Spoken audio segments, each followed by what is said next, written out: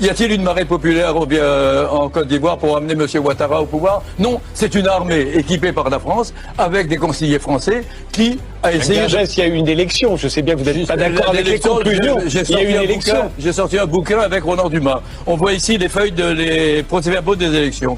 Vous étiez venu les montrer sur ce plateau d'ailleurs. Inscrit 500. Maître. Attendez, si vous permettez. Je vous en prie. Inscrit 500. Votant 520. Ouattara 520. Gbagbo 0.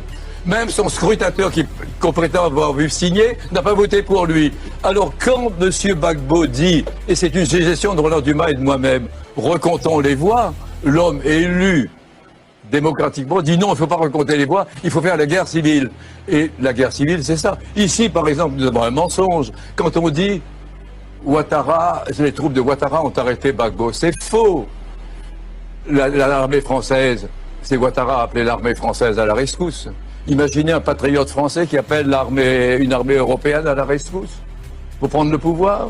Et donc il tue ensuite des gens. Et donc Laurent Gbagbo, à ce moment-là, vous a appelé à la rescousse, vous et Roland Dumas. Il a appelé deux Français à la rescousse, comme vous dites. Donc c'est nous qui sommes allés enquêter. Enfin, il vous a appelé. Attendez, vous me permettez de continuer. Gagner les élections. Le problème, c'est dans la mesure où nous a montré les gens entrant par un souterrain pour arrêter Gbagbo. Vous savez quel est ce souterrain?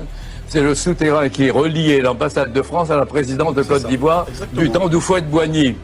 C'est-à-dire, c'est montrer à quel point la Côte d'Ivoire était un protectorat français, une colonie française, même pas un département. Et on a pu le surprendre.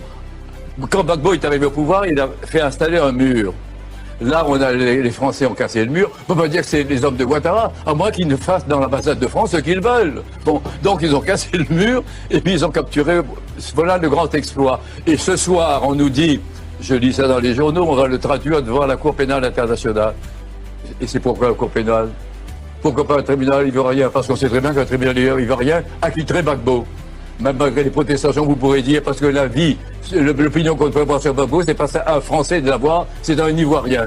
Et donc, qu'est-ce que vous faites là sur Ouattara? Attendez, je savais pas que vous étiez Ivoirien.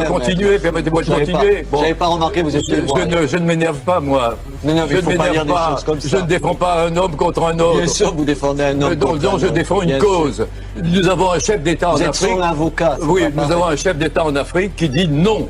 Et on dit ce n'est pas possible qu'un ex nous dise non, bon Dieu. Il n'a jamais dit non à rien, Gbagbo. Et donc, à ce moment-là, on a notre type bien vêtu, formé au FMI, et il est gentil, et on va le mettre à la place. C'est la France remplaçant l'empereur Tantaï ou l'empereur Zuitan par Baoudaï. Ça va continuer. Nous avons là un Baoudaï, nous on a installé un Baoudaï.